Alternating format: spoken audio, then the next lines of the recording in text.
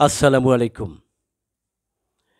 বাংলাদেশে একটি খুব খারাপ দিক রাজনৈতিক ব্যক্তিদের মধ্যে, সেটা হচ্ছে আগুন ধরিয়ে দেওয়া, রাস্তায় গাড়ি ভাঙচুর করা, বিভিন্ন প্রতিষ্ঠানে প্রতিহিংসার আগুন দিয়ে সেই বাড়িগুলো বা অফিসগুলো জ্বালিয়ে পুড়িয়ে দেওয়া হয়।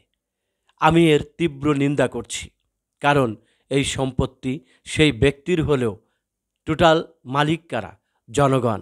কারণ জনগণের টাকায় এই সব সরকারি অফিস তৈরি করা হয়েছে, আমাদের ট্যাক্সের টাকায়। আবার কেউ কেউ ক্ষমতায় গিয়ে চুরি করে বিভিন্ন ফ্যাক্টরি, মিল, কলকারখানা করেছে, কিন্তু সেই জিনিসগুলো নষ্ট করা একেবারেই অনুচিত। কারণ ওইখানে বিভিন্ন মানুষ চাকরি করে, তারা এখন বেকার হয়ে গেল। প্রয়োজনে ওই অপরাধী কোম্পানির মালিককে ধরে এনে অথবা ওই ফ্যাক্টরিকে ক্রোক করে বাংলাদেশের জাতীয় সম্পত্তি হিসেবে, সরকারি প্রতিষ্ঠান হিসেবে নিয়ে নেওয়া হোক, অথবা তাকে ফিরিয়ে দেওয়া হোক। মূল বিষয়টা হচ্ছে, যদি সেই প্রতিষ্ঠানে আগুন দেওয়া হয় তাহলে ওই প্রতিষ্ঠানটা বন্ধ হয়ে যাবে, আরও বেকারের সংখ্যা বাড়বে। কিন্তু প্রশ্ন হচ্ছে, এই কাজগুলো করছে কারা? আসলেই কি বর্তমান এই ছাত্র সমাজ করছে?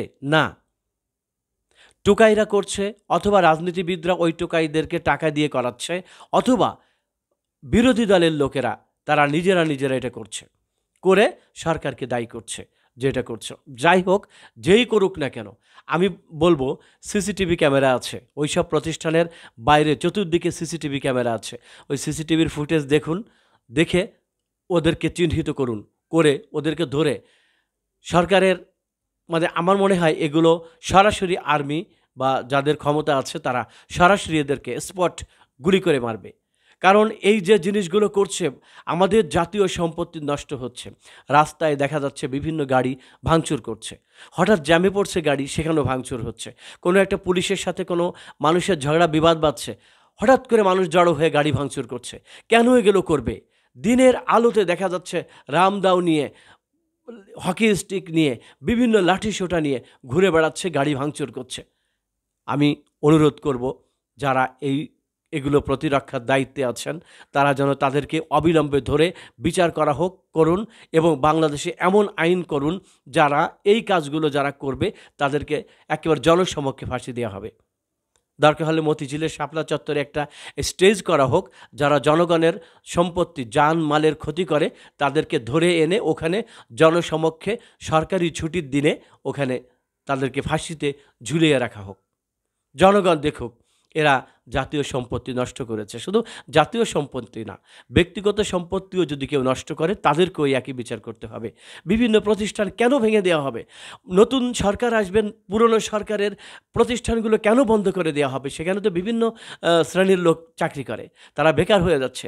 এমনিই আমাদের দেশ বেকারের অভিশাপে মরছে। তারপরে ওই সব প্রতিষ্ঠান যদি বন্ধ করে দেওয়া হয় অথবা পুড়িয়ে দেওয়া হয়, তাহলে যারা ওইখানে চাকরি করছে তাদের কতগুলো ফ্যামিলি মেম্বার, তারা কি করবে? তারা কি খাবে? এই সব মানুষদেরকে ধরে ধরে শ্যুট করে ফেলুন, যারা দায়িত্বপ্রাপ্ত মানুষ।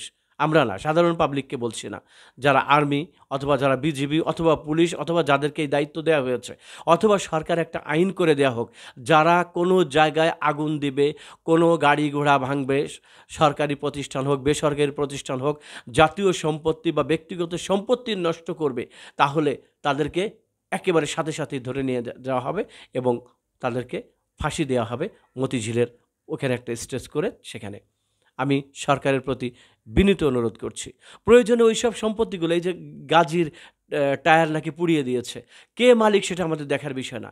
বিষয়টা হচ্ছে ওটা একটা বাংলাদেশের সম্পত্তি। আমি কিন্তু কোনো রাজনীতি করি না, কোনো দলের নই। আমি আমার অবস্থান থেকে বলছি, আমি বিবেকবান সাধারণ মানুষের পক্ষ থেকে বলছি, আমিও একজন সাধারণ মানুষ। আমি বলবো, আমাদের দেশে যেন আর কোনো জ্বালাও পোড়াও, দুর্নীতি, চুরি এসব যেন না হয়। ধন্যবাদ সবাইকে। আমার কথায় যদি কেউ আহত হয়ে থাকেন, আমি খুব উগ্রভাবে বলেছি, কারণ প্রচণ্ড কষ্ট থেকে বলেছি।